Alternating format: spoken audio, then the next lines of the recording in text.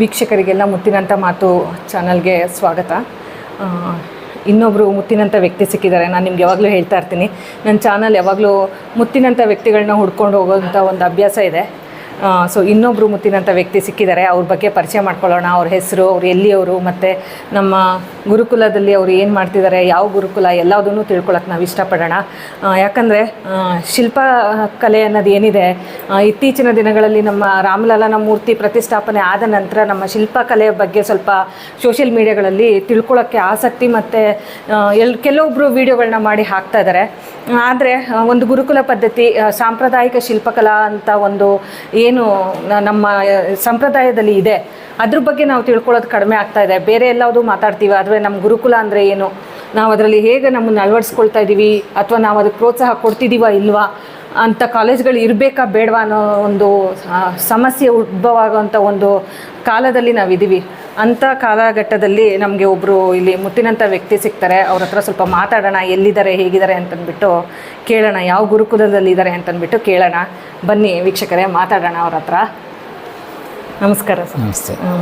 ನಿಮ್ಮ ಹೆಸರು ಪರಿಚಯ ಮಾಡ್ಕೊಳ್ಬೋದಾ? ಚಿದಾನಂದ್ ಅಂತೇಳಿ. ಓಕೆ. ಮೂಲತಃ ನಾನು ವಿಶ್ವಕರ್ಮ ಜನಾಂಗದಲ್ಲಿ ವಿಶ್ವಬ್ರಾಹ್ಮಣನಾಗಿದ್ದೀನಿ. ಓಕೆ. ಮತ್ತು ನೀವು ಯಾವ ಗುರುಕುಲದಲ್ಲಿರೋದು ಅಂತ ಇವಾಗ ಪ್ರೆಸೆಂಟ್? ಇವಾಗ ನಾನು ಡಾಕ್ಟರ್ ಜಿ ಜ್ಞಾನಾನಂದರು ನಡೆಸುತ್ತಿರುವಂಥ ಸಾಂಪ್ರದಾಯಿಕ ಶಿಲ್ಪಗಳ ಗುರುಕುಲದಲ್ಲಿ 2009ರಲ್ಲಿ ನಾನು ಶಿಷ್ಯನಾಗಿ ಇಲ್ಲಿ ಬಂದಿದ್ದೀನಿ. ಇಲ್ಲಿ ಶಿಷ್ಯನಾಗಿ 5 ವರ್ಷ ಕಂಪ್ಲೀಟ್ ಮಾಡಿ, ಅದರಲ್ಲಿ 3 ವರ್ಷ ಪ್ರತಿಮಾ ಶಿಲ್ಪ ಮತ್ತು 4 ವರ್ಷ ದೇವಾಲಯ ಶಿಲ್ಪವನ್ನು ಕಂಪ್ಲೀಟ್ ಮಾಡಿ, ಅದೇ ಗುರುಕುಲದಲ್ಲಿ ನಾನೀಗ ಪ್ರಾಧ್ಯಾಪಕನಾಗಿ ಸೇವೆ. ಅದ್ಭುತವಾದ ಮಾತು. ಯಾಕಂದರೆ ಯಾವಾಗ ಶಾಲೆಯಲ್ಲಿ ಕಲ್ತಿದ್ದೀರೋ ಅದೇ ಶಾಲೆಯಲ್ಲಿ ಗುರುಗಳಾಗಿ ನೀವು ಪ್ರಾಧ್ಯಾಪಕರಾಗಿ ನೀವು ಮುಂದುವರ್ಸ್ಕೊಂಡು ಹೋಗ್ತಿದ್ದೀರಾ ನಿಮ್ಮ ವೃತ್ತಿನ. ಒಂದಾಗಿ ಈ ಕಲೆನ ಕಲಿಯಕ್ಕೆ ಬರ್ತಕ್ಕಂಥ ಸಂಖ್ಯೆ ತುಂಬ ಕಡಿಮೆ. ಅದರಲ್ಲಿ ನೀವು ಇದನ್ನು ಕಲಿತು ನಿಮಗೆ ನೀವು ಅದನ್ನು ಅಳವಡಿಸ್ಕೊಂಡಿದ್ದಲ್ಲದೆ ನೀವು ಏನು ಶಿಕ್ಷಕರಾಗಿ ನೀವು ಈ ಕೆಲಸನ ಮಾಡ್ತಾ ಇದ್ದೀರಾ. ತುಂಬ ಖುಷಿ ಕೊಡುವಂಥ ವಿಚಾರ ಸರ್ ನೀವು ಮಾತೇಳಿದ್ದು. ಶಿಲ್ಪಕಲೆಯಲ್ಲಿ ಕಲಿಬೇಕು ಅನ್ನೋದನ್ನ ಆಸಕ್ತಿ ಹೇಗೆ ಮೂಡ್ತು ಅಂತ ನಿಮಗೆ? ನಾನು PUC ಆದ ಕೂಡಲೇ ನಾನು ಮುಂದೆ ಏನು ಮಾಡೋದು ಅಂತ ನಮಗೆ ಕ್ವಶನ್ ಮಾರ್ಕ್. ನಮಗೆ ಆವಾಗ ಯಾರೂ ಮಾರ್ಗದರ್ಶನ ಕೊಡುವವರು ಇಲ್ಲ. ನಾನು ಮುಂದೆ ಕಲೀಲಿಕ್ಕೂ ಸ್ವಲ್ಪ ಕಷ್ಟ ಆಗ್ತಿತ್ತು, ವಿದ್ಯಾಭ್ಯಾಸ ಮುಂದುವರಿಸಲಿಕ್ಕೆ. ಆಗ ತನ್ನ ಅಣ್ಣನೊಟ್ಟಿಗೆ ನಾನು ಮರದ ಕೆಲಸವನ್ನು ಪ್ರಾರಂಭ ಮಾಡಿದೆ. ಅಲ್ಲಿ ಮಾಡ್ತಾ ನಾನು ದೊಡ್ಡಪ್ಪ ಬೆಂಗಳೂರಿನಲ್ಲಿದ್ದರು. ದೊಡ್ಡಪ್ಪನ ಜೊತೆ ನಾನು ಬೆಂಗಳೂರಿಗೆ ಬಂದೆ ಮರದ ಕೆಲಸ ಮಾಡ್ತಾನೆ. ಬಂದ ಮೇಲೆ ನನಗೆ ಸುಧಾಕರ್ ದರ್ಬೆ ಅಂತೇಳಿ ಒಬ್ಬರು ಆರ್ಟಿಸ್ಟ್ನವ್ರು ಪರಿಚಯ ಆಯಿತು, ಕನ್ನಡಪ್ರಭದವರು. ಅಲ್ಲಿ ಅವರು ಡಿಸೈನ್ ಆರ್ಟಿಸ್ಟ್ನವರು, ಅವರ ಪರಿಚಯ ಆಯಿತು. ನಮ್ಮ ದೊಡ್ಡಪ್ಪ ಏನು ಮಾಡ್ತಾರೆ ಅಂತ ಹೇಳಿದ್ರೆ, ನಾವು ಸೋಮವಾರದಿಂದ ಶನಿವಾರದವರೆಗೆ ಮರದ ಕೆಲಸ ಮಾಡ್ತಾಯಿದ್ವಿ. ಭಾನುವಾರ ರಜೆ ಇರುತ್ತೆ. ರಜೆ ಇದ್ದ ಟೈಮಲ್ಲಿ ನನ್ನನ್ನು ಅವರ ಮನೆಗೆ ಕರ್ಕೊಂಡು ಹೋಗ್ತಾಯಿದ್ರು. ಅದೇ ಸುಧಾಕರ್ ದರ್ಬೆ ಅವರೊಟ್ಟಿಗೆ. ಅವರು ನಾನು ಮಾತಾಡ್ತಾ ಅವರೊಂದು ಮಾತು ಹೇಳ್ತಾರೆ, ನೀನು ಖಾಲಿ ಮರದ ಕೆಲಸ ಮಾಡ್ತಾ ಇದ್ರೆ ನಿಮಗೆ ಅದರಲ್ಲಿ ಸಾಧನೆ ಮಾಡಲಿಕ್ಕೆ ಆಗೋದಿಲ್ಲ. ಏನಾದರೂ ಒಂದು ಸಾಧನೆ ಮಾಡಬೇಕಾದ್ರೆ ಇನ್ನೊಂದು ಅದರಲ್ಲಿ ವಿಭಿನ್ನವಾದ ಒಂದು ವಿಭಾಗಕ್ಕೆ ನೀವು ಪದಾರ್ಪಣೆ ಮಾಡಬೇಕು ಅಂತ. ಅದೇ ರೀತಿ ನಾವು ನನಗೆ ಸ್ವಲ್ಪ ಆರ್ಟ್ ಟಚ್ ಇತ್ತು, ಚಿತ್ರಕಲೆಯದಲ್ಲೆಲ್ಲ. ಹಾಗೆ ಅವರು ಹೇಳಿದರು, ನೀನು ಅದನ್ನು ಅಭ್ಯಾಸ ಮಾಡು, ಅದರಲ್ಲಿ ಈ ಶಿಲ್ಪಕಲೆಯ ಒಂದು ಟ್ರೈನಿಂಗ್ ಸೆಂಟರ್ ಇದೆ ಕೆನರಾ ಬ್ಯಾಂಕಿನವ್ರದ್ದು, ಅಲ್ಲಿ ಹೋಗಿ ಪ್ರಯತ್ನ ಮಾಡು ಅಂತ ಹೇಳಿದ್ರು. ಅದೇ ರೀತಿ ನಾನು ಕೆನರಾ ಬ್ಯಾಂಕಿನವರು ಆಯೋಜಿಸಿರುವಂಥ ಕಾರ್ಕಳದಲ್ಲಿ ಸಿಹಿಕಾ ಮತ್ತು ಇನ್ಸ್ಟಿಟ್ಯೂಟ್ ಕರಕುಶಲ ತರಬೇತಿ ಕೇಂದ್ರ, ಅದರಲ್ಲಿ ನಾನು ನನ್ನ ಶಿಲ್ಪ ವೃತ್ತಿಯನ್ನು 2004ರಲ್ಲಿ ಪ್ರಾರಂಭ ಮಾಡಿದೆ. ಅಲ್ಲಿಂದ ಜರ್ನಿ ಮುಂದುವರಿತಾ ನಾನು ಈಗ 2024ರಲ್ಲಿ ನಾನು ಗುರುಕುಲದ ಗುರುಗಳಾಗಿ ಇಲ್ಲಿಗೆ ಬಂದು ಪ್ರಾಧ್ಯಾಪಕರಾಗಿ ವೃತ್ತಿ ಸಲ್ಲಿಸ್ತಾ ಇದ್ದೀನಿ.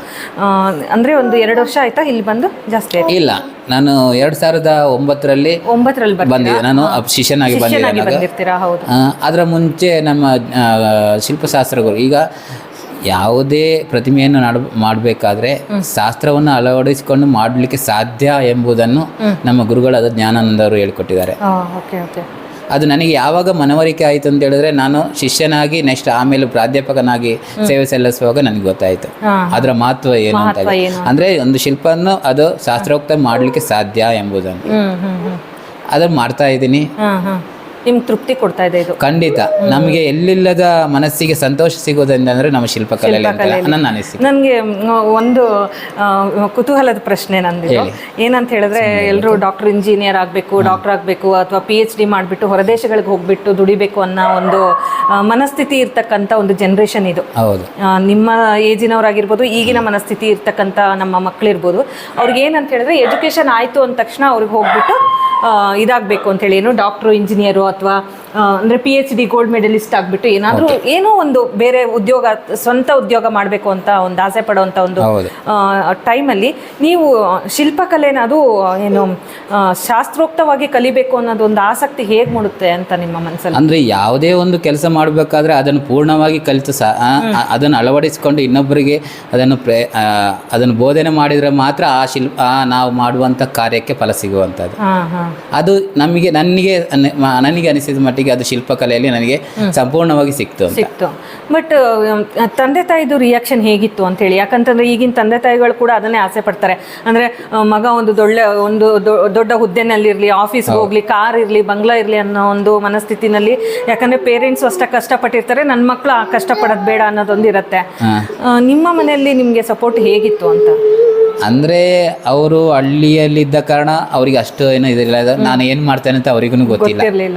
ಆದರೆ ಇವಾಗ ತಂದೆ ಇಲ್ಲ, ತಂದೆ ತೀರಿ ಹೋಗಿ 2 ವರ್ಷ ಆಯಿತು. ಆದರೆ ಅವ್ರಿಗೆ ಅನಿಸಿದೆ ಇವನು ಇದರಲ್ಲಿ ಏನಾದರೂ ಒಂದು ಮಾಡಿಯೇ ಮಾಡ್ತಾನೆ ಅಂತ ನಂಬಿಕೆ ಬಂತು. ಆ ನಂಬಿಕೆ ಮೊನ್ನೆ ನಮಗೆ ಹುಸಿ ಆಯಿತು. ಏನಕ್ಕಂದ್ರೆ ನನಗೆ ಒಂದು ಯಾರಿಗೆ ಸಿಗದಂಥ ಒಂದು ಅವಕಾಶ ನನಗೆ ಸಿಕ್ಕಿದೆ. ಅಯೋಧ್ಯೆಯಲ್ಲಿ ಹೋಗಿ ನಾವು ಅದನ್ನು ಮೂಲ ವಿಗ್ರಹದ ರಾಮಲಲ್ಲನ ವಿಗ್ರಹದಲ್ಲಿ ಕೆಲಸ ಮಾಡಿ ಬಂದಿದ್ದೇನೆ ಅಂತೇಳಿ ಒಂದು ಪ್ರಶಂಸೆ ಇಡೀ ಊರಿನ ಜನತೆಗೆ ಗೊತ್ತಾದಾಗ ಮನೆಯವರು ಇವನು ಇಷ್ಟೆಲ್ಲ ಮಾಡ್ತಾ ಇದ್ನ ಅಂತ ಅಲ್ಲಿ ತನಕ ಅದ್ರದ್ದು ಪ್ರಾಮುಖ್ಯತೆ ಗೊತ್ತಿಲ್ಲ ಅಂದ್ರೂ ಮಗ ಏನೋ ಸಾಧನೆ ಮಾಡ್ತಾನೆ ಅನ್ನೋ ವಿಶ್ವಾಸ ಇತ್ತು ಅವರಲ್ಲಿ. ಹೌದೌದು. ಅಂದ್ರೆ ಏನಂದ್ರೆ ಈ ಶಿಲ್ಪಕಲೆಯಲ್ಲಿ ನಿಮಗೆ ಕೂಡಲೇ ಯಾವುದೇ ವೃತ್ತಿ ಆದ್ರೂ ಕೆಲವು ವೃತ್ತಿಯಲ್ಲಿ ನಿಮಗೆ ಕೂಡಲೇ ರಿಸಲ್ಟ್ ಸಿಗ್ತದೆ. ಆದ್ರೆ ಶಿಲ್ಪಕಲೆಯಲ್ಲಿ ಮಾತ್ರ ರಿಸಲ್ಟ್ ನಿಧಾನವಾಗಿ ಸಿಗ್ತದೆ, ಆದ್ರೆ ಶಾಶ್ವತವಾಗಿ. ಅದೇ ನಾನು ನಿಜ ಹೇಳಬೇಕು ಅಂತಂದ್ರೆ ವೀಕ್ಷಕರೇ, ಏನಂತ ಹೇಳಿದ್ರೆ ಅವರು ಅಯೋಧ್ಯೆಯಲ್ಲಿ ರಾಮಲಲ್ಲನ ಏನು ಪ್ರತಿಷ್ಠಾಪನೆ ಆಯಿತು, ನಮ್ಮ ಅರುಣ್ ಯೋಗಿರಾಜ್ ಸರ್ ಏನು ಪ್ರತಿಷ್ಠಾಪನದ ಮೂಲ ವಿಗ್ರಹ ಏನು ಕೆತ್ತನೆ ಕೆಲಸ ಮಾಡಿದಾರಲ್ವಾ, ಆ ಒಂದು ಕೆತ್ತನೆ ಕೆಲಸದಲ್ಲಿ ಇವರ ಯೋಗದಾನವು ತುಂಬ ಇದೆ. ಅಂದರೆ ಅವ್ರು ಅದನ್ನು ಹೇಗೆ ಆ ಪುಣ್ಯನ ಪಡೆದ್ರು ಅಥವಾ ಅವ್ರಿಗೆ ಹೇಗೆ ಅದು ಸೌಭಾಗ್ಯ ಒದಗಿ ಬಂತು ಅನ್ನೋದ್ರ ಬಗ್ಗೆ ನಾವು ತಿಳ್ಕೊಳ್ಳೋಕ್ಕೆ ಪ್ರಯತ್ನ ಮಾಡೋಣ. ಬನ್ನಿ ಹೋಗೋಣ, ಮಾತಾಡೋಣ. ಸೊ ನೀವು ನಮಗೆ ಆ ಒಂದು ವಿಷಯ ತಿಳಿಸ್ಕೊಡಿ. ಅಯೋಧ್ಯೆ ರಾಮ ಮಂದಿರದಲ್ಲಿ ರಾಮಲಲ್ಲನ ಒಂದು ಪ್ರತಿಷ್ಠಾಪನಾ ವಿಗ್ರಹ ಏನಿದೆ, ಅರುಣ್ ಯೋಗಿರಾಜ್ ಅವ್ರ ಜೊತೆಯಲ್ಲಿ ನಿಮ್ಮ ಸಂಪರ್ಕ ಹೇಗಾಯಿತು, ಮತ್ತು ನೀವು ಅಲ್ಲಿ ಹೋಗುವಂಥ ಒಂದು ಸಿಚುವೇಶನ್, ಅಂದರೆ ಆ ದಾರಿ ನಿಮ್ಗೆ ಹೇಗೆ ಸಿಕ್ತು ಅಂತ ಅಲ್ಲಿ ತನಕ ಮುಟ್ಟೋದಕ್ಕೆ? ಅಂದರೆ ಅದಕ್ಕೂ ಮೂಲ ಕಾರಣ ನಮ್ಮ ಸಾಂಪ್ರದಾಯಿಕ ಶಿಲ್ಪ ಗುರುಕುಲ. ಓಕೆ. ಏನಕ್ಕಂದ್ರೆ ನಾನು ಸಾಂಪ್ರದಾಯಿಕ ಶಿಲ್ಪ ಗುರುಕುಲ ವಿದ್ಯಾರ್ಥಿ ಆಗಿದ್ದಾಗ 2009ರಲ್ಲಿ ವಿದ್ಯಾರ್ಥಿ ಆಗಿದ್ದಾಗ ಅವರೂ ಒಂದು ವಿದ್ಯಾರ್ಥಿನಿ. ಅರುಣ್ ಯೋಗಿರಾಜ್ ಅವರಲ್ಲಿ ನೀವು ಕಲ್ತಿದ್ರಿ? ಅವರು ನಮ್ಮ ಸಹಪಾಠಿಯಾಗಿ ನಾವು ಒಂದು ಮೈಸೂರಿನಲ್ಲಿ ಎಕ್ಸಾಮ್ ನಡೀತಿದ್ದೆವು. ಎಕ್ಸಾಮ್ ಒಟ್ಟಿಗೆನೂ ಬರೆದಿದ್ದೇವೆ. ಅವರೂ ಇದ್ರು. ಅದೇ ರೀತಿ ಅಲ್ಲಿಂದ ಅವರಿಗೂ ನನಗೆ ಸಂಪರ್ಕವಾಯಿತು. ಅದು ನನಗೆ ಇನ್ನೊಂದು ವಿಷಯ ಹೇಳಿ, ಅವರಲ್ಲಿ ಕೆತ್ತನೆ ಕೆಲಸ ಶುರು ಮಾಡಿರ್ತಾರೆ ಹೋಗಿ, ಯಾರು ನಮ್ಮ ಅರುಣ್ ಯೋಗಿರಾಜ್ ಸರ್ ಮುಂಚೆನೇ ಹೋಗಿರ್ತಾರಲ್ಲಿ ಆ ವಿಗ್ರಹದ ಕೆತ್ತನೆಗಳನ್ನೇನು ಶುರು ಮಾಡ್ಕೊಂಡಿರುತ್ತೆ. ಆ ಟೈಮಲ್ಲಿ ನಿಮ್ಗೆ ಹೇಗೆ ಪ್ರಪೋಸಲ್ ಬರುತ್ತೆ ಅಂತೇಳಿ? ಅಂದರೆ ಅವ್ರು ಅಲ್ಲಿ ಹೋದ ನಂತರ ನಿಮಗೆ ಕಾಂಟ್ಯಾಕ್ಟ್ ಆಗುತ್ತಾ, ಅದು ಮುಂಚಿಂದನೇ ನಿಮ್ಗೆ ಅದು ಇತ್ತ ಏನಾದರೂ? ಅಂದರೆ ಸ್ವಲ್ಪ ನಾವು ಕೆಲವೊಂದ್ಸಲ ಅವರು ಕಾಲ್ ಮಾಡ್ತಾ ಇದ್ರು, ಮಾತಾಡ್ತಾ ಇದ್ರು. ಆದರೆ ಅದು ನನಗೆ ಈ ಥರ ನನಗೆ ಅವಕಾಶ ಸಿಕ್ತ ಅಂತ ನಾನು ಮನಸ್ಸಲ್ಲಿ ಕನಸಿರಲಿಲ್ಲ. ಅಂದರೆ ನಾನು 1 ತಿಂಗಳು ಮೊದಲು ಅನ್ಕೊಂಡಿದ್ದೆ, ಎಲ್ಲರೂ ಹೇಳ್ತಾ ಇದ್ರು ಶಿಲ್ಪಿಗಳೆಲ್ಲ ಅಲ್ಲಿ ಅಯೋಧ್ಯೆಗೆ ಹೋಗಿ ಒಂದು ಸ್ವಲ್ಪ ಆದ್ರೂ ಅಳಿಲಿ ಸೇವ್ ಮಾಡ್ಬೇಕು ಅಂತ, ಸೇವ್ ಮಾಡ್ಕೊಂಡು. ಅದು ನನಗೆ ಈ ಥರ ಒದಗಿ ಬರುತ್ತೆ ಅಂತ ನನಗೆ ಅನಿಸಿಲ್ಲ. ಆದರೆ ಅವರು ಒಂದು ಟೈಮು ಅಂದರೆ ರಾಮಲಲ್ಲನ ವಿಗ್ರಹ ಮಾಡಿದಾಗ ಅದರ ಪೀಠ ಮಾಡಬೇಕಾಗಿತ್ತು. ಪೀಠದ ಕೆಲಸ ಮಾಡಬೇಕಾಗ ಅವರು ಅನ್ಕೊಂಡಿದ್ದಾರೆ ನಮ್ಮ ಕರ್ನಾಟಕದಲ್ಲಿ ಇದ್ದವರೇ ಆಗಬೇಕು, ಅದು ಬೆಂಗಳೂರು ಸಾಂಪ್ರದಾಯಿಕ ಶಿಲ್ಪ ಗುರುಕುಲದಲ್ಲಿ ಇದ್ದಾರೆ ಅಂತ. ಹಾಗೆ ನಮಗೆ ಸಂಪರ್ಕ ಮಾಡಿದ್ರು. ಸಂಪರ್ಕ ಮಾಡಿದಾಗ ಆಯಿತು, ನಾನು ಫಸ್ಟ್ ಸ್ವಲ್ಪ ಹಿಂದೇಟ್ ಹಾಕಿದ್ದೆ. ನಾನು ಬರೋಕ್ಕಾಗತ್ತಾ ಗೊತ್ತಿಲ್ಲ, 2 ದಿನ ಟೈಮ್ ಕೊಡಿ ಅಂತ. ಹಾಗೆ 2 ದಿನ ಟೈಮ್ ತಗೊಂಡು ಆಮೇಲೆ ಹೇಳಿದ್ದೀನಿ ನಾನು ಬರ್ತೀನಿ, ನನ್ನ ಜೊತೆ ಒಂದು ಇಬ್ರು ಬರ್ತಾರೆ ಅಂತ ಹೇಳಿ. ಹಾಗೆ ನಾವು ಸೆಪ್ಟೆಂಬರಲ್ಲಿ ನಾವು ಹೋಗಿದ್ದೆವು. ನಿಮಗೆ ಅವರು ಕಾಂಟ್ಯಾಕ್ಟ್ ಮಾಡಿದಾಗ ನಿಮ್ಗೆ ನೀವಂತೂ ಬರೋದಕ್ಕೆ ಬೇಡ ಅಂತ ಹೇಳಿ ಹಿಂದೇಟ್ ಹಾಕದೆ ಅಂತ ಹೇಳಿದ್ರಿ, ಮನ್ಸಲ್ಲಿ ಆಸೆ ಅಂತೂ ಇತ್ತು ನಿಮ್ಗೆ ಹೋಗ್ಬೇಕು ಅಂತ ಹೇಳಿ. ಆದ್ರೆ ಒತ್ತಡ ಇರುತ್ತೆ. ಹೌದು, ನಿಮ್ಗೆ ಆ ಕಾಲ್ ಬಂದಾಗ ನೀವು ಅಲ್ಲಿ ಹೋಗ್ತೀನಿ ಅಂತ ಕನ್ಫರ್ಮ್ ಆದಾಗ ನಿಮ್ಮ ಮನಸ್ಥಿತಿ ಹೇಗಿತ್ತು ಅಂತ? ಯಾಕಂತಂದ್ರೆ ಆ ಮೂಲ ವಿಗ್ರಹ ಪ್ರತಿಷ್ಠಾಪನೆ ಏನಾಗ್ತಾ ಇದೆ ಅಲ್ಲಿ, ಆ ವಿಗ್ರಹದ ಕೆಲಸಕ್ಕೆ ನಿಮ್ಮನ್ನ ಅವರು ಚೂಸ್ ಮಾಡಿದ್ದಾರೆ ಅಂತಂದ್ರೆ ನೀವು ತುಂಬಾ ಒಂದು ಏನ್ ಹೇಳ್ತಾರೆ, ಪುಣ್ಯ ಮಾಡಿದ್ರೆ ಮಾತ್ರ ಕೆಲವೊಂದು ಕೆಲಸಗಳು ನಮ್ಗೆ ಸಿಗುತ್ತೆ, ಇಲ್ಲಾಂದ್ರೆ ಸಿಗೋದಿಲ್ಲ. ಅದರಲ್ಲಿ ನೀವು ಒಬ್ರಾಗಿದ್ರೆ. ನಿಮಗೆ ಯೋಗಿರಾಜ್ ಸರ್ ಕಾಂಟ್ಯಾಕ್ಟ್ ಮಾಡಿದಾಗ ನಿಮ್ಮ ಮನಸ್ಥಿತಿ ಹೇಗಿತ್ತು? ಅಂದ್ರೆ ಖುಷಿ ಇತ್ತಾ? ಅಂದ್ರೆ ಆ ಮನಸ್ಥಿತಿ ಹೇಗಿತ್ತು ಅಂತ ತಿಳ್ಕೊಳಕ್ ಇಷ್ಟಪಡ್ತೀನಿ. ಅಂದ್ರೆ ನನಗೆ ಖುಷಿ ಇತ್ತು, ನನಗೆ ಹೋಗ್ಬೇಕಂತೇಳಿ ಮನಸ್ಸಿತ್ತು. ಆದ್ರೆ ಕೆಲಸದ ಒತ್ತಡದಿಂದ ಕಾರಣ ಸ್ವಲ್ಪ ಹಿಂದೆಟ್ ಹಾಕಿದ್ದೆ. ಆದ್ರೂ ಒಂದ್ ಕಡೆಯಲ್ಲಿ ನನಗೆ ಹೋಗ್ಲೇಬೇಕು ಅಂತೇಳಿ ಇತ್ತು. ಹಾಗೆ ನಾನು ನನ್ನ ಗೆಳೆಯರ ಕೇಳಿದಾಗ ಆಯ್ತು, ಏನಿದ್ರು ಅದನ್ನು ಇಟ್ಕೊಂಡು ಅದನ್ನು ಬದಿಗೊತ್ತಿ ನೀವು ಹೋಗ್ಬಿಟ್ಟು ಬಾ ಅಂತ, ಹಾಗೆ ಹೋಗಿರೋದು. ಒಂದು ಅದ್ಭುತವಾದ ಜರ್ನಿ ನಿಮ್ಮದು. ಇಲ್ಲಿಂದ ಅಯೋಧ್ಯೆಗೆ ಹೋಗಿರ್ತಕ್ಕಂಥ ಜರ್ನಿ ಒಂದು ವಿಶೇಷ ರೂಪ ತಗೊಳ್ತು ನೀವು ಅಲ್ಲಿ ಹೋದಾಗ. ಯೋಗಿರಾಜ್ ಸರ್ ಆಲ್ರೆಡಿ ಅದು ಕೆಲಸ ಶುರು ಮಾಡಿರ್ತಾರೆ ನೀವು ಹೋಗುವ ಮುಂಚೆನೆ. ಅಲ್ಲಿ ಹೋದಾಗ ನಿಮಗೆ ಕಣ್ಮುಂದೆ ಇರ್ತಕ್ಕಂಥ ರಾಮಲಲ್ಲನ ಮೂರ್ತಿ ಎಷ್ಟರ ಮಟ್ಟಿಗೆ ಅದು ರೂಪುಗೊಂಡಿತ್ತು ಅಂತ ಹೇಳಿ? ಒಂದು 60% ರಾಮಲಲ್ಲನ ವಿಗ್ರಹ ಆಗಿತ್ತು. ನೀವು ಪರ್ಟಿಕ್ಯುಲರ್ ಆಗಿ ಇದೇ ಒಂದು ಕೆಲಸ ಮಾಡಬೇಕು ಅಂತ ಅಂದ್ಬಿಟ್ಟು ಕರ್ಸ್ಕೊಂಡಿದ್ರ ಅಥವಾ ಹೇಗೆ ಅಂತ? ಅಂದ್ರೆ ಈಗ ರಾಮಲಲ್ಲನ ವಿಗ್ರಹನ ವಹಿಸ್ಕೊಂಡದು ಅರಣ್ಯ ಯೋಗಿರಾಜ್ ಅವರು ವಹಿಸ್ಕೊಂಡಾಗ ನಾವು ಇಂಥದೇ ನಾನು ಇದೇ ಕೆಲಸ ಮಾಡಿದ್ದೇನೆ ಅಂತ ನಾನು ಹೇಳಕ್ಕಾಗಲ್ಲ. ಏನಕ್ಕಂತ ಹೇಳಿದ್ರೆ ಅವರ ಮಾರ್ಗದರ್ಶನದಲ್ಲಿ ನಾವು ಕೆಲಸ ಮಾಡಬೇಕು. ಅವ್ರು ಏನ್ ಹೇಳ್ತಾರೆ ಅದನ್ನ ನಾವು ಚಪಾತಿ ಮಾಡಿದೀವಿ. ಅದು ನಮ್ಗೆ ತುಂಬಾ ತೃಪ್ತಿ. ಅಂದ್ರೆ ಯಾವುದೇ ಒಂದು ಸಣ್ಣ ಕೆಲಸ ಆದ್ರೂ ನಾವು ಅಳಿಲು ಸೇವೆ ಅಂತ ಹೇಳಿ ಚೆನ್ನಾಗಿ ಮಾಡಿದ್ದೀರಾ. ಹೌದು, ನಮ್ಮ ಅಯೋಧ್ಯೆಯಲ್ಲಿ ರಾಮಲಲ್ಲನ ಏನು ಒಂದು ಪ್ರತಿಷ್ಠಾಪನೆ ಆಗಿದೆ ಅಲ್ವಾ, ಅದ್ರ ಬಗ್ಗೆ ಮಾತಾಡ್ತಾ ಇದ್ವಿ. ಮುಂದೆ ತಿಳ್ಕೊಳ್ಳೋಣ ಏನೇನು ವಿಷಯಗಳು ಅವರಿಂದ ಹೊರಗಡೆ ಬರುತ್ತೆ ಅಂತ ಪ್ರಯತ್ನ ಮಾಡೋಣ ನಾವು ತಿಳ್ಕೊಳ್ಳೋದಕ್ಕೆ. ಸೊ ನೀವು ಹೇಳಿ, ನಿಮ್ಮ ಒಂದು ಜರ್ನಿ ಇಲ್ಲಿಂದ ಬ್ಯಾಂಗ್ಳೂರಿಂದ ಅಯೋಧ್ಯೆಗೆ ಹೋದ ನಂತರದ್ದು ಏನು ಜರ್ನಿ, ಅದನ್ನು ವಿವರಣೆ ಕೊಟ್ರಿ. ನೀವು ಎಷ್ಟು ದಿನ ಅಲ್ಲಿ ಅಯೋಧ್ಯೆನಲ್ಲಿ ಇದ್ರಿ ಅಂತ? ಒಂದು 72 ಡೇಸ್ ಅಲ್ಲಿ ವರ್ಕ್ ಮಾಡಿದ್ದೀನಿ. 72 ದಿನ 2.5 ತಿಂಗಳು ಕೆಲಸ ಮಾಡಿ.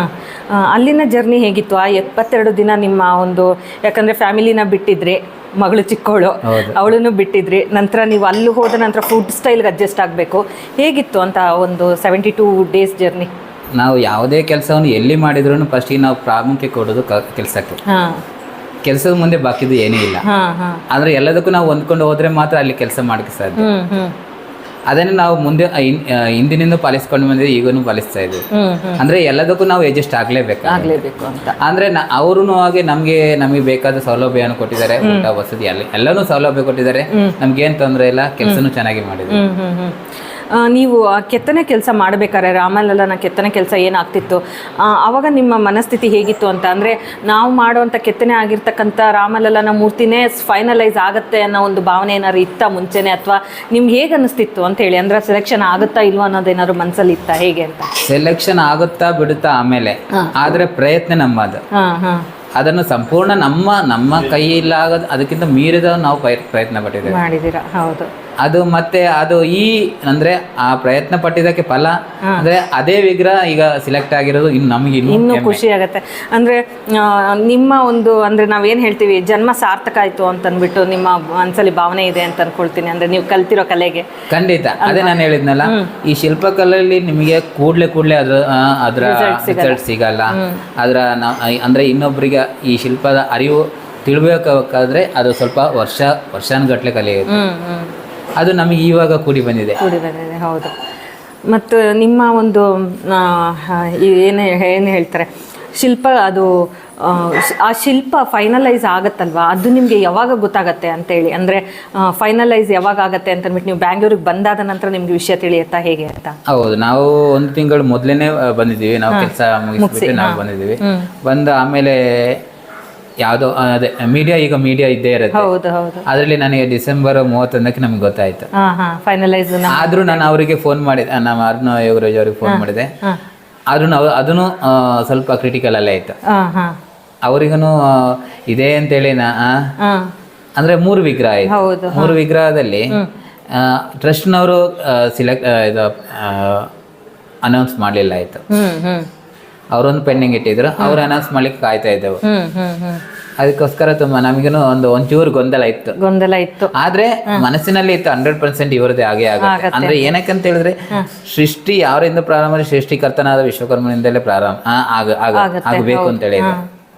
ಅದು ಸೃಷ್ಟಿಕರ್ತ ಅಂತ ಹೇಳಿದ್ರೆ ವಿಶ್ವಕರ್ಮ ಅವರ ಕೈಯಿಂದಲೇ ಆಗಿರುವ ಕಾರಣ ಈಗ ಯಾವುದೇ ಒಂದು ದೇವಸ್ಥಾನದಲ್ಲಿ ವಿಗ್ರಹ ಮಾಡ್ಬೇಕಾದ್ರೆ ಅವರ ಒಂದು ಮೂಲ ಅವನು ವಿಶ್ವಕರ್ಮನ ಒಂದು ಹಸ್ತ ಇದ್ರೆ ಮಾತ್ರ ಸಾಧ್ಯ. ಅದಿದ್ರೆ ಅದಕ್ಕೆ ದುಪ್ಪಟ್ಟು ಅದರ ಬೆಲೆ ಜಾಸ್ತಿ ಆಗತ್ತೆ ಅಂತ ಹೇಳಿ. ಅಂದರೆ ಅವರು ಅಲ್ಲಿ ಅರುಣ್ ಯೋಗಿರಾಜ್ ಸರ್ ಸುಮಾರು 6 ತಿಂಗಳಿಂದ ಅಲ್ಲೇ ಇರ್ತಾರೆ. ನೀವೊಂದು 72 ದಿನ ಇರ್ತೀರಾ. ನಿಮ್ಮ ಗುರುಕುಲದಲ್ಲಿ ಏನು ಸಾಂಪ್ರದಾಯಿಕವಾಗಿ ನೀವು ಕಲ್ತಿದ್ದೀರಂಥ ಒಂದು ಕಲೆನ ನೀವು ಅಲ್ಲಿ ಪ್ರದರ್ಶನ ಮಾಡೋ ಥರ, ಅಂದರೆ ನಿಮ್ಗೊಂದು ಪರೀಕ್ಷೆನೇ ಅಂತ ಹೇಳ್ಬೋದು. ಆ ಒಂದು ಕೆತ್ತನೆ ಆಗಿರೋಂಥ ಒಂದು ಟೈಮ್ ಏನಿದೆ ಅದು ನಿಮಗೆ ಒಂದು ಅಂದರೆ ಲೈಫಲ್ಲಿ ಒಂದು ದೊಡ್ಡ ಪರೀಕ್ಷೆನೇ ಆಗಿರ್ಬೋದು. ಇವತ್ತು ರಾಮಲಲ್ಲನ ಮೂರ್ತಿಯಲ್ಲಿ ಪ್ರತಿಷ್ಠಾಪನೆ ಆಗಿದೆ. ಆ ಪ್ರತಿಷ್ಠಾಪನೆ ಆದಮೇಲೆ ಅದರದ್ದು ಪ್ರಭಾವಳಿ ಏನಿದೆ, ಅದರದ್ದು ಮುಖದ ಚೆಹರೆನೇ ಚೇಂಜ್ ಆಗಿದೆ ಅಂತ ಅಂದ್ಬಿಟ್ಟು ಹೇಳ್ತಾರೆ. ಅಷ್ಟು ಶಕ್ತಿ ನಮ್ಮ ಕಲೆಗಿದೆಯಾ ಅನ್ನೋದೊಂದು ಪ್ರಶ್ನೆ ಮೂಡುತ್ತೆ ಮನಸ್ಸಲ್ಲಿ. ನೀವು ಅದ್ರ ಬಗ್ಗೆ ಏನು ಹೇಳ್ತೀರಾ ಅಂತ? ಖಂಡಿತ ಅದು ಶಕ್ತಿ ಇದ್ದೇ ಇರುತ್ತೆ. ಈಗ ಸಾಧು ಯೋಗಿಗಳು ಯಾರಾದರೂ ಒಂದು ಸಿದ್ಧಿ ಮಾಡ್ಬೇಕಾದ್ರೆ ಅವ್ರು ತಪಸ್ಸು ಮಾಡಬೇಕು. ಈ ಶಿಲ್ಪದಲ್ಲಿ ಒಂದು ಮಾತು ಇದೆ. ಶಿಲ್ಪದ ಅರ್ಥ ಏನಂದ್ರೆ ಶೀಲ ಸಮಾಧವು ಅಂತೇಳಿ. ಸಮಾಧಿ ಸ್ಥಿತಿಯಲ್ಲಿರೋದು ಕೆಲಸ ಮಾಡಿದ್ರೆ ಮಾತ್ರ ಒಂದು ಪರಿಪೂರ್ಣವಾದ ಶಿಲೆ ರೂಪ ಅದನ್ನು ಉದ್ಭವ ಆಗ್ಲಿಕ್ಕೆ ಸಾಧ್ಯ. ಆ ಖಾಲಿ ತಪಸ್ಸು ಯಾವ ರೀತಿ ಅಂತ ಹೇಳಿದ್ರೆ ಅದು ಅವನಿಗೂ ಬೇಕು. ಅಂದ್ರೆ ಶಿಲ್ಪ ಮಾಡುವವನಿಗೂ ಬೇಕು, ಕರ್ತನಿಗೂ ಬೇಕು. ಕರ್ತನು ಸಮಾಧಿ ಸ್ಥಿತಿಯಲ್ಲಿದ್ದು ಆ ಕಾರ್ಯವನ್ನು ನಿರ್ವಹಿಸ್ತಾ ಇದ್ರೆ ಮಾತ್ರ ಆ ಶಿಲ್ಪ ಮೂಡಿ ಬರ್ಲಿಕ್ಕೆ ಸಾಧ್ಯ.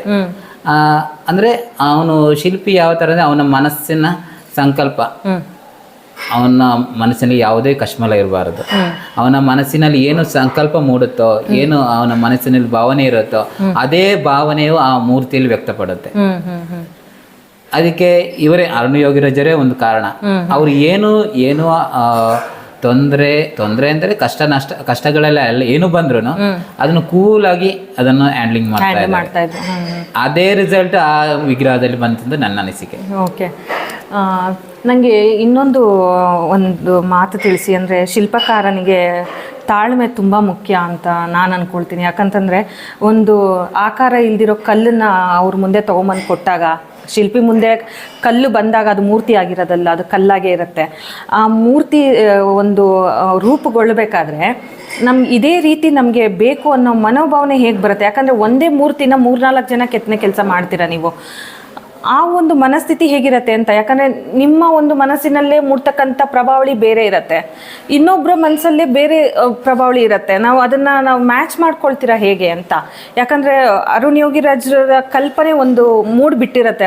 ನೀವು ಇಲ್ಲಿಂದ ಹೋಗೋಷ್ಟೊತ್ತಿಗೆ ಅವರ ಮನಸ್ಸಲ್ಲಿ ರಾಮನ ಒಂದು ವಿಗ್ರಹ ಹೀಗೆ ಆಗಬೇಕು ಅನ್ನೋ ಒಂದು ಚಿತ್ರಣ ಅವರ ಮನಸ್ಸಲ್ಲಿ ಮೂಡಿರುತ್ತೆ ಆಲ್ರೆಡಿ. ನೀವು ಹೋದ ನಂತರ ಅದಕ್ಕೆ ಯಾವ ರೀತಿ ಸಹಕಾರ ಕೊಟ್ಟರೆ ಅವ್ರಿಗೆ ಸರಿ ಹೋಗುತ್ತೆ ಅನ್ನೋ ಒಂದು ಏನು ಜರ್ನಿ ಹೇಗೆ ಶುರು ಆಗುತ್ತೆ ಅನ್ನೋದೇ ನಂಗೆ ಪ್ರಶ್ನೆ ಇವಾಗ. ಅಂದರೆ ಈಗ ನೋಡಿ, ಈಗ ಅವರು ಸೃಷ್ಟಿಕರ್ತ, ಯಾರೇ ಆದ್ರೂ ಯಾವುದೇ ಕೆಲಸವನ್ನು ಒಬ್ಬ ಮುಖಂಡ ಇರ್ತಾನೆ. ಆ ಮುಖಂಡನನ್ನು ಅವನು ಏನು ಹೇಳ್ತಾನೆ ಅದನ್ನ ನಾವು ಮಾಡೋದು.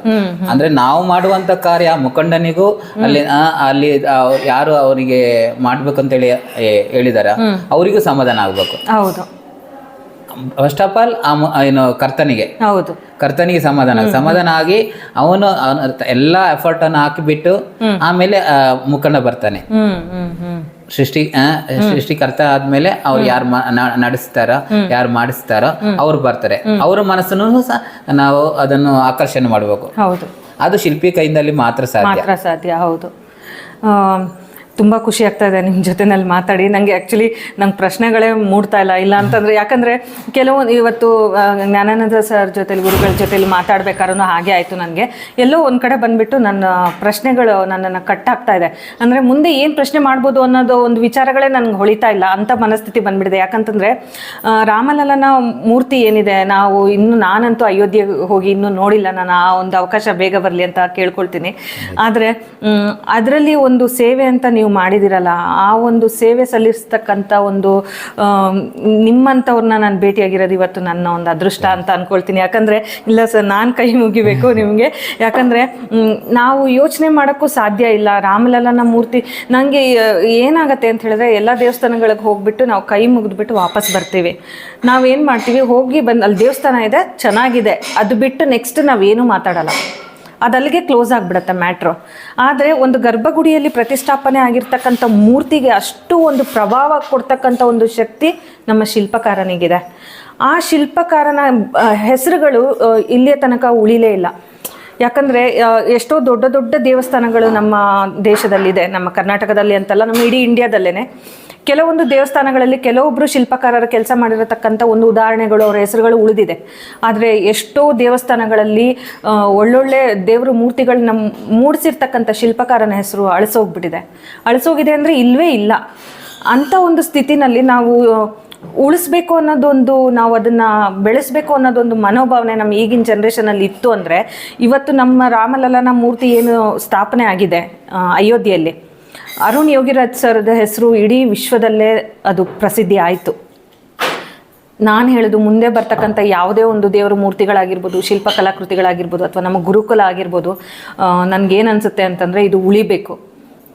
ನೀವೇನು ಹೇಳ್ತೀರಾ ಇದ್ರ ಬಗ್ಗೆ ಅಂತ? ಯಾಕಂದರೆ ಈಗಿರೋ ಒಂದು ನಮ್ಮ ಗುರುಕುಲ ಪದ್ಧತಿ ಏನಿದೆ, ಸಮಾಜಕ್ಕೆ ಅಷ್ಟೊಂದು ಇದೇ ಇಲ್ಲ. ಬೇರೆ ಎಲ್ಲದೂ ಅಡ್ವರ್ಟೈಸ್ ಆಗುತ್ತೆ, ಎಲ್ಲ ರೀತಿಯಲ್ಲೂ ಮಾಧ್ಯಮಗಳಲ್ಲಿ ತೋರಿಸ್ತಾರೆ, ನಮ್ದು ಈ ರೀತಿ ಇದೆ ಪ್ರಾಡಕ್ಟು, ನಮ್ದು ಹೀಗಿದೆ ಅಂತ. ಎಲ್ಲ ಒಂದು ಕ್ರೀಮಿಂದ ಹಿಡಿದು ಪ್ರತಿಯೊಂದಕ್ಕೂ ಅಡ್ವರ್ಟೈಸ್ ಇದೆ. ಆದರೆ ಯಾಕೆ ನಮ್ಮ ಶಿಲ್ಪಕಲೆ ಅಥವಾ ನಮ್ಮ ಗುರುಕುಲಗಳ ಬಗ್ಗೆ ಯಾಕೆ ಯಾರೂ ಮಾತಾಡೋದಿಲ್ಲ? ಯಾಕೆ ಇಷ್ಟೊಂದು ಹಿಂದುಳಿತಾ ಇದೆ? ಉಳಿಬೇಕಲ್ಲ ಅನ್ನೋ ಮನೋಭಾವನೆ ಯಾಕೆ ಬರ್ತಾ ಇಲ್ಲ ಅಂತ, ಅದ್ರ ಬಗ್ಗೆ ಏನಾದ್ರು ನೀವು ಹೇಳ್ಬೋದಾ ಅಂತ? ಅದು ಗುರುಕುಲ ಉಳಿಸೋದು ನಮ್ಮ ಕೈಯಲ್ಲೇ ಇದೆ, ಅಂದ್ರೆ ಈಗಿನ ಯುವಕರ ಮೇಲೆ ಇದೆ. ಇವಾಗ ನೀವಾಗ ಹೆಸರೇನು ಹಾಕಿಲ್ಲ, ಅದು ಶಾಶ್ವತವಾಗಿ ಉಳಿಬೇಕಂತ ಹೇಳ್ತಾ ಇದ್ರೆ, ಅದಕ್ಕೆ ನನ್ನ ಅನಿಸಿಕೆ ಏನಂದ್ರೆ, ಯಾರೇ ಒಂದು ದೊಡ್ಡ ವ್ಯಕ್ತಿ ದೊಡ್ಡ ಸ್ಥಾನಕ್ಕೆ ಬಂದ ಮೇಲೆ ಅವನ ಹೆಸರು ಹಾಕಕ್ಕೆ ಅವಶ್ಯಕತೆ ಇಲ್ಲ, ಬಯಸಲ್ಲ. ಬಟ್ ಹಾಗೆ ಹೇಳೋಕ್ಕೋದ್ರೆ, ನೀವು ಇವಾಗ ಅವರ ಒಂದು ಕಲಾಕೃತಿ ಕೈಯಲ್ಲಿ ಮೂಡಿರೋದ್ರಿಂದ ಅವರ ಜೊತೆಲಿದ್ದ ಶಿಷ್ಯರಿಗೊಂದು ದಾರಿದೀಪ ಆಗತ್ತಲ್ವ? ಯಾಕೆ ಅವ್ರ ಹೆಸರು ಉಳಿಬಾರ್ದು? ನೀವು ಅಪೇಕ್ಷೆ ಪಡೋದಿಲ್ಲ ನಿಜ, ಆದರೆ ನಮ್ಮ ಮುಂದೆ ಬರ್ತಕ್ಕಂಥ ಜನಾಂಗಗಳಿಗೆ ಅಥವಾ ನಮ್ಮ ಜನ್ರೇಷನ್ಗೆ ಏನಿದೆ ಅದನ್ನು ಅವರು ತಿಳ್ಕೊಳ್ಳೋ ಅಂಥ ಒಂದು ವ್ಯವಸ್ಥೆ ನಾವು ಮಾಡಿಕೊಡ್ಲಿಲ್ಲ ಅಂತಂದರೆ ಅದು ಉಳಿಯೋದೇ ಇಲ್ವಲ್ಲ? ಅದ್ರ ಬಗ್ಗೆ ಏನು ಹೇಳ್ತೀರಾ ನೀವು? ಅಂದ್ರೆ ಈಗ ಆ ಪ್ರತಿಮೆಯಲ್ಲಿ ನಾನು ಹಾಕಲ್ಲ ಅಂತ, ಆದ್ರೆ ಅವರ ಡಾಕ್ಯುಮೆಂಟ್ ಅಲ್ಲಿ ಇರ್ಬೋದು. ಅದೇ ನಾನು ಕೇಳಿದ್ದು, ಅದೇ ನಾನು ಏನ್ ಹೇಳೋದು ಅಂದ್ರೆ, ಡಾಕ್ಯುಮೆಂಟ್ರಿಯಲ್ಲಿ ಇರ್ಲೇಬೇಕು ನಾನು ಹೇಳೋದು. ಯಾಕಂದ್ರೆ ಎಷ್ಟೋ ವಿಷಯಗಳು ನಮ್ಮಲ್ಲಿ ಇಲ್ಲ, ಇವಾಗ ಇತಿಹಾಸದಲ್ಲಿ ಮುಚ್ಚೋಗಿದೆ. ಅದಕ್ಕೆ ನಾನು ಹೇಳೋದು ಅಂದ್ರೆ, ನಮ್ಮ ಮುಂದೆ ಬರ್ತಕ್ಕಂಥ ಯಾವುದೇ ಒಂದು ಶಿಲ್ಪಕಲೆ ಬಗ್ಗೆ ಶಾಸ್ತ್ರಗಳಿರ್ಬೋದು, ಅಥವಾ ಪ್ರತಿಯೊಂದು ಒಂದು ಸಣ್ಣ ವಿಗ್ರಹನೇ ಆಗಿರ್ಬೋದು. ಇವತ್ತು ರಾಮಲಲ್ಲನ್ ಮೂರ್ತಿ ಬಗ್ಗೆ ನಾವೆಲ್ಲರೂ ಮಾತಾಡ್ತೀವಿ, ಅದಕ್ಕಿಂತ ಒಳ್ಳೊಳ್ಳೆ ಮೂರ್ತಿಗಳು ನಮ್ಮ ದೇಶದಲ್ಲಿ ಇದೆ. ಮಾಡುವ ಶಿಲ್ಪಕಲಾಕೃತಿಗಳು ಮಾಡ್ತಕ್ಕಂಥ ನಮ್ಮ ಶಿಲ್ಪಕಾರರು ಇದ್ದಾರೆ, ಅವ್ರ ಹೆಸರು ಉಳಿಬೇಕು ಅಂತ ನನ್ನದೊಂದು ಆಸೆ. ಅದಕ್ಕೆ ಈಗ ಅಂದ್ರೆ ಮೊದಲು ಹಿಂದೆ ಎಲ್ಲ ಏನ್ ಮಾಡ್ತಾ ಇದ್ರು ಅಂತ ಹೇಳಿದ್ರೆ, ಶಾಸನ ಅಂತ ಹೇಳಿರೋದು, ಶಾಸನದ ಮುಖಾಂತರ ಅದನ್ನು ನಾವು ತೋರಿಸ್ತಾ ಇದ್ರು. ಅಂದ್ರೆ ಈಗ ಯಾವ ಹಳೆ ದೇವಸ್ಥಾನ ನೋಡಿ, ದೇವಸ್ಥಾನದಲ್ಲಿ ಮಧ್ಯದಲ್ಲಿ ಒಂದು ಶಾಸನ ಇರುತ್ತೆ, ಆ ಕಲ್ಲಿನಲ್ಲಿ ಅದರಲ್ಲಿ ಏನು ವಿಶೇಷತೆ ಎಲ್ಲ ಇರುತ್ತೆ. ಅದೇ ರೀತಿ ಇವಾಗ ಏನು ಅಂದ್ರೆ ಅದನ್ನು ಬರಹ ಮುಖಾಂತರ ತೋರಿಸಿದ್ದಾರೆ. ಹೌದು, ಅದನ್ನು ಕೆಲವು ದೇವಸ್ಥಾನಗಳಲ್ಲಿ ಶಾಸನವನ್ನು ಈಗನೂ ಮಾಡ್ತಾರೆ. ಆ ತರ ಮಾಡಿಕೊಂಡು ನಾವು ಮಾಡ್ಬೋದು. ಅಂದ್ರೆ ಮೂಲ ವಿಗ್ರಹದಲ್ಲಿ ಅಂದ್ರೆ ಯಾವುದೇ ಒಂದು ಆ ವಿಗ್ರಹದಲ್ಲಿ ನಾವು ಹೆಸರು ಹಾಕಲ್ಲ ಅಂತ ನನ್ನ ಭಾವನೆ. ಅದು ಅಲ್ಲ, ವಿಗ್ರಹದಲ್ಲಿ ಕೆಲವರು ಶಿಲ್ಪಿಗಳು ಕೆಲವರು ಹಾಕ್ತಾರೆ, ಆದ್ರೆ ಕೆಲವರು ಹಾಕೋದಿಲ್ಲ. ಆದ್ರೂ ನಾ ಹೇಳೋದು, ಶಿಲ್ಪದಲ್ಲಿ ಇಲ್ಲ ಅಂತ ಹೇಳಿದ್ರು ಡಾಕ್ಯುಮೆಂಟ್ರಿಯಲ್ಲಿ ಅವ್ರು ಏನ್ ಕಲೆ ಕಲ್ತಿದ್ರು, ಯಾಕೆ ಹೀಗೆ ಪ್ರತಿಮೆ ಆಯ್ತು ಅನ್ನೋದ್ರ ಬಗ್ಗೆ ಡೀಟೇಲ್ಸ್ ಒಂದು ಇರ್ಬೇಕು ಅನ್ನೋದೊಂದು ಆಸೆ ಇರ್ಬೋದು ಅಂತ ಅನ್ಸುತ್ತೆ ನನಗೆ. ಮತ್ತೆ ನಿಮ್ಮ ಇವಾಗ ಅಂದ್ರೆ ನಮ್ಮ ಗುರುಕುಲ ಏನಿದೆ, ಅದು ತುಂಬಾ ಬೆರಳೆಣಿಕೆಯಷ್ಟು ಆಗ್ಬಿಟ್ಟಿದೆ. ನಮ್ಮ ಕರ್ನಾಟಕದಲ್ಲಿ ಶಿಲ್ಪಕಲಾಕೃತಿಗಳ ಬಗ್ಗೆ ಇರ್ತಕ್ಕಂಥ ಕಾಲೇಜ್ ಅಂತಂದ್ರೆ ಇದೊಂದೇ. ಅಂದ್ರೆ ಅದು ಸಾಂಪ್ರದಾಯಿಕ ಶಿಲ್ಪಕಲೆ ಅಂತ ಏನ್ ನಡೀತಾ ಇದೆ, ಆ ಕಾಲೇಜ್ ಅಂದ್ರೆ ನಮ್ಮ ವಿದ್ಯಾರ್ಥಿಗಳಿಗೆ ಕಲಿಕೆ ರೂಪದಲ್ಲಿ ನಮ್ಮ ಗುರುಕುಲ ನಡೀತಾ ಇದೆ. ಇದು ಬಿಟ್ಟು ಬೇರೆ ಯಾವುದೂ ಇಲ್ಲ. ನೆಕ್ಸ್ಟ್ ನಿಮ್ಮ ಅಂದ್ರೆ ಉದ್ದೇಶ ಏನು? ನೆಕ್ಸ್ಟ್ ನಮ್ಮ ಗುರುಕುಲದ ಬಗ್ಗೆ ನಿಮ್ಗೆ ಏನು ಆಲೋಚನೆಗಳಿದೆ ಅಂತ? ಯಾಕಂದ್ರೆ ನೀವು ಇಲ್ಲಿ ಶಿಕ್ಷಕರಾಗಿ ಕೆಲಸ ಮಾಡೋದ್ರಿಂದ ನನ್ಗೊಂದು ಪ್ರಶ್ನೆ ಬರುತ್ತೆ ಅಂತ. ನಾನು ಆಗಲೇ ಹೇಳಿದ್ದೀನಿ, ನನ್ನ ಗುರುಗಳೊಂದು ಮಾತು ಹೇಳಿದ್ದಾರೆ, ನೀವು ಶಿಲ್ಪವನ್ನು ಕಲಿಯೋದು ಮುಖ್ಯ ಅಲ್ಲ, ಕಲಿತ ಶಿಲ್ಪವನ್ನು ಇನ್ನೂ 10 ಜನರಿಗೆ ಅದನ್ನು ಬೋಧನೆ ಮಾಡಬೇಕು. ಕಲಿಸ್ಕೊಂಡಾಗ ನೀವು ಆ ಶಿಲ್ಪಕ್ಕೆ ಮಾಡಿರುವಂತ ಒಂದು ಗೌರವ ಅಂತ. ಹಾಗೆ ಅದೇ ರೀತಿ ನಾವು ಅದೇ ಉದ್ದೇಶವನ್ನು ಇಟ್ಕೊಂಡು ನಮಗೆ ಬೇರೆ ಹೊರಗಡೆ ಸುಮಾರು ಅಂದ್ರೆ ಹಲವು ಕೆಲಸಗಳು ಬರುತ್ತೆ. ಆದ್ರೆ ನಾವು ಎಲ್ಲ ಕೆಲಸವನ್ನು ಬದಿಗೊಟ್ಟಿಕೊಂಡು ನಾವು ಈ ಶಿಲ್ಪ ಗುರುಕುಲಕ್ಕೆ ಬೋಧನೆ ಮಾಡ್ಲಿಕ್ಕೆ ಬರ್ತೀವಿ. ಏನಕ್ಕಂತ ಹೇಳಿದ್ರೆ ನನ್ನಿಂದಾಗಿ ಇನ್ನೊಬ್ರು ಒಂದು 10 ಜನ ಶಿಲ್ಪಿ ನನ್ನನ್ನು ನೋಡಿ ಇನ್ನು ಕಲೀಲಿ, ನಾನು ಕಲಿಸುವಂತನಾಗಿ, ಅಂದ್ರೆ ನನಗೂ ಈಗ ನಾನು ಇನ್ನೊಬ್ಬರಿಗೆ ಕಲಿಸಿದಾಗ ನನಗೇನು ಕಮ್ಮಿ ಆಗಲ್ಲ, ಆದ್ರಿಂದ 10 ಪಟ್ಟು ನನಗೆ ಜಾಸ್ತಿ ಆಗೋದೇ ಹೊರತು ನನಗೆ ಕಮ್ಮಿ ಅಂತ ಆಗೋದಿಲ್ಲ. ಅದ್ಭುತವಾದ ಮಾತು, ಮುತ್ತಿನಂಥ ಮಾತು ಸರ್. ನಿಮ್ಮ ಒಂದು ಶಿಲ್ಪಕಲೆ ಏನು ಅಲ್ಲಿ ರಾಮಲಲ್ಲಾ ಮೂರ್ತಿನಲ್ಲಿ ನಿಮ್ಮ ಕಲಾಕೃತಿನೂ ಮೂಡಿದೆ. ಅದರಲ್ಲಿ ಅದು ಸ್ಥಾಪನೆ ಆದ ನಂತರ ನೀವು ಹೋಗಿದ್ದೀರಾ ಅಯೋಧ್ಯೆಗೆ, ಹೇಗೆ? ಇಲ್ಲ, ಆ ಸಂದರ್ಭ ಬಂದಿಲ್ಲ. ಅಂದ್ರೆ ನಮ್ಮ ಸಂದರ್ಭ ಈಗ ಅರುಣ್ ಯೋಗಿರಾಜ್ ಅವರು ಒಬ್ಬರೇ ಮಾತ್ರ ಅವರನ್ನು ಇನ್ನು ಹೋಗಿರೋದು, ಮತ್ತೆ ಯಾರ ಟೀಮ್ ಹೋಗಿಲ್ಲ. ನೋಡೋಣ, ನಮ್ಮ ಅವಕಾಶ ಇನ್ನು ಅವರು ಅಯೋಧ್ಯೆಯಲ್ಲಿ ರಾಮ ಕರ್ಸ್ಕೊಳ್ತಾನ ಗೊತ್ತಿಲ್ಲ. ಇಲ್ಲ, ನಿಮ್ಮನ್ನು ಖಂಡಿತ ಕರ್ಸ್ಕೊಳ್ಳೇಬೇಕು, ಅಷ್ಟು ಅನ್ಯಾಯ ಅಂತೂ ಮಾಡಿರ್ಲಿಕ್ಕಿಲ್ಲ, ಮಾಡಲ್ಲ. ಆದ್ರೆ ಇದು ಈ ಅವಕಾಶ ಸಿಕ್ಕಿದೆ ದೊಡ್ಡದು. ಹೌದು ಹೌದು, ಅದ್ರಲ್ಲೇ ನಾನು ಖುಷಿ ಪಡ್ತೀನಿ. ಜನ್ಮ ಸಾರ್ಥಕ ಆಯ್ತು ಅಂತ ಅನ್ಸುತ್ತೆ ನಿಮ್ಗೆ ಇದು? ಅಂದ್ರೆ ಈ ಜನ್ಮದಲ್ಲಿ ಇಷ್ಟು ಬೇಗ ನನಗೆ ಸಿಗತ್ತೆ, ಈ ಶಿಲ್ಪಕಲೆಯಲ್ಲಿ ನನಗೆ ಇಷ್ಟು ಬೇಗ ಸಿಗತ್ತೆ, ನನಗೆ ತುಂಬಾ ಹೆಮ್ಮೆ ಇದೆ. ತುಂಬಾ ಹೆಮ್ಮೆ ಇದೆ ನಿಜವಾಗ್ಲೂ. ಯಾಕಂದ್ರೆ ಇವತ್ತು ನಾನು ನಿಮ್ಮ ಜೊತೆನಲ್ಲಿ ಕೂತ್ಕೊಂಡು ಮಾತಾಡೋದು ಒಂದು ಸೌಭಾಗ್ಯನೇ ಸರ್ ನಿಮ್ಮ ಜೊತೆನಲ್ಲಿ. ಯಾಕಂತಂದ್ರೆ ರಾಮಲಲ್ಲನ ಮೂರ್ತಿ ಪ್ರತಿಷ್ಠಾಪನೆ ಅಥವಾ ಅಯೋಧ್ಯೆದ ರಾಮ ಮಂದಿರ ಏನಾಗ್ತಾ ಇದೆ, ಅಲ್ಲೊಂದು ಹೋಗಿ ಒಂದು ಕಸ ಗುಡಿಸಿ ಆ ಧೂಳು ಗುಡಿಸಿದ್ರು ಸಾಕು ಅನ್ನೋ ಒಂದು ಮನಸ್ಥಿತಿ ನಮ್ಮ ಹಿಂದೂ ಸನಾತನ ಧರ್ಮದಲ್ಲಿ ಇರ್ತಕ್ಕಂಥವ್ರಿಗೆ ಎಲ್ಲರಿಗೂ ಇದೆ. ನಮಗೆ ತುಂಬಾ ಅನುಭವ ಆಗಿದೆ ನೋಡಿ. ಅಂದ್ರೆ ನಾವು ಹೋಗಿ ಬಂದ ಮೇಲೆ ಆ ರಾಮಲಲ್ಲನ ವಿಗ್ರಹ ನೋಡಿದ ತಕ್ಷಣ ಎಲ್ಲರೂ ನಮ್ಮ ಊರಿನವರು ಪರ ಊರಿನವರು ಎಲ್ಲರೂ ನಮ್ಗೆ ಗುರುತಿಸಿಕೊಳ್ಳೋದು ಅವರು ಅಯೋಧ್ಯೆಗೆ ಹೋಗಿ ಬಂದಿದ್ದಾರೆ. ಹೌದು ಹೌದು, ಅದೊಂದೇ ಸಾಕು. ರಾಮನಿಂದ ನಿಮ್ಮನ್ನು ಇದ್ ಮಾಡ್ತಾ ಇದ್ದಾರೆ ಅಂತ ಅವರ ಬಾಯಲ್ಲಿ ಬರುವ ಮಾತು ಒಂದೇ, ನೀವೇ ಅದೃಷ್ಟವಂತರು. ನಿಜ ನಿಜ. ಇನ್ನೊಂದು ವಿಚಾರ ತಿಳಿಸ್ಕೊಡಿ. ರಾಮಲಲ್ಲನ ಮೂರ್ತಿ ಕೆತ್ತನೆಯಲ್ಲಿ ನಿಮ್ಮ ಕೈ ಕೆಲಸ ಅಂತೂ ಮೂಡ್ತಲ್ಲಿ, ಅದರ ನಂತರ ನಿಮ್ಮ ಮನಸ್ಸಿನಲ್ಲಿ ಏನಾದ್ರು ಚೇಂಜಸ್ ಇದೆಯಾ, ಅಥವಾ ಮೂರ್ತಿ ಆದ ನಂತರ ನಿಮ್ಮ ಒಂದು ಜೀವನ ಶೈಲಿ ಏನಾದ್ರು ಬದಲಾವಣೆ ಆಗಿದೆಯಾ? ಯಾಕಂದ್ರೆ ಆ ಪಾಸಿಟಿವ್ ಎನರ್ಜಿ ತಗೊಂಡು ಬಂದಿದ್ದೀರಾ ನೀವು ಅಲ್ಲಿಂದ, ಆ ಎನರ್ಜಿ ನೀವು ಹೇಗೆ ಫೀಲ್ ಮಾಡ್ತೀರಾ ಅಂತ? ಅಂದ್ರೆ ಮನಸ್ಸಂಕಲ್ಪ ಜಗತ್ ಸಂಕಲ್ಪಿತಂ ಭವತಿ ಅಂತೇಳಿ ಒಂದು ಮಾತಿದೆ. ನಾವು ಒಂದು ಮನಸ್ಸಿನ ಸಂಕಲ್ಪ ಮಾಡಿದರೆ ಅದು ಅಂದ್ರೆ ನಾವು ಯಾವುದೇ ಒಂದು ಕೆಲಸವನ್ನು ಮಾಡ್ಬೇಕಾದ್ರೆ ಒಂದು ಸಂಕಲ್ಪ ಬೇಕು. ಆ ಸಂಕಲ್ಪ ಇದ್ರೆ ಮಾತ್ರ ಅದನ್ನು ಪೂರ್ಣ ಮಾಡ್ಲಿಕ್ಕೆ ಸಾಧ್ಯ. ಅದೇ ರೀತಿ ನನಗೆ ಮೂಡಿ ಬಂದವೆ ಅಂದ್ರೆ ನಾನು ಇನ್ನೂ ಹೆಚ್ಚಿನ ರೀತಿಯಲ್ಲಿ ಕಲಿತು ಅದನ್ನು ಇನ್ನೊಬ್ಬರಿಗೆ ಬೋಧನೆ ಮಾಡಿ ನಾನು ಅದರಲ್ಲಿ ಹೆಚ್ಚಿನ ಅನುಭವ ಪಡಿಬೇಕು ಅಂತ ನನ್ನ ಆಸೆ. ಓಕೆ ಓಕೆ, ತುಂಬ ಧನ್ಯವಾದಗಳು. ಇಷ್ಟೊತ್ತು ನನ್ನ ಮುತ್ತಿನಂಥ ಮಾತು ಚಾನಲ್ಗೆ ನೀವು ನಿಮ್ಮ ಅನುಭವಗಳಿರ್ಬೋದು ಅಥವಾ ಅಯೋಧ್ಯೆಯಲ್ಲಿ ಆಗಿರ್ತಕ್ಕಂಥ ನಿಮ್ಮ ಅನುಭವಗಳ ಬಗ್ಗೆ ನನ್ನ ಹತ್ರ ಸ್ವಲ್ಪ ಹಂಚ್ಕೊಂಡ್ರೆ ನಮ್ಮ ವೀಕ್ಷಕರಿಗೂ ಕೂಡ ತುಂಬ ಖುಷಿಯಾಗಿರುತ್ತೆ ಈ ವಿಚಾರವಾಗಿ. ಯಾಕಂತಂದರೆ ಅಯೋಧ್ಯೆಗೆ ನಾವಂತೂ ಇನ್ನೂ ಹೋಗಿಲ್ಲ, ಆದರೆ ಅಯೋಧ್ಯ ರಾಮನ ಒಂದು ಮೂರ್ತಿ ಕೆತ್ತನೆ ಕೆಲಸದಲ್ಲಿ ತಮ್ಮನ್ನು ತಾವು ಅಳವಡಿಸ್ಕೊಂಡಿದ್ದೀರಾ ಅಂಥವ್ರನ್ನ ನಾವು ಭೇಟಿ ಆಗ್ತಿದ್ದೀವಿ ಅಂತಂದ್ರೆ ನಮ್ಮ ಅದೃಷ್ಟ, ನನ್ನ ಒಂದು ಅದೃಷ್ಟ ಅಂತ ಹೇಳ್ಬೋದು. ತುಂಬ ಧನ್ಯವಾದಗಳು. ಮತ್ತೊಮ್ಮೆ ನಿಮ್ಮನ್ನು ಭೇಟಿ ಆಗುವಂಥ ಅವಕಾಶ ಖಂಡಿತವಾಗ್ಲಿ ಸಿಗಲಿ. ಯಾಕಂದ್ರೆ ಇನ್ನೂ ಕೆಲವೊಂದು ವಿಚಾರಗಳು ನಿಮ್ಮ ಹತ್ರ ಮಾತಾಡಬೇಕು, ಇನ್ನೊಂದು ಅವಕಾಶ ಕೊಡ್ತೀರಾ ಅಂತ ಅನ್ಕೊಂಡಿದ್ದೀನಿ. ಖಂಡಿತ. ಆಯ್ತಾ, ಧನ್ಯವಾದಗಳು ಸರ್. ಜೈ ಶ್ರೀರಾಮ್. ಜೈ ಶ್ರೀರಾಮ್. ಜೈ ಶ್ರೀರಾಮ್.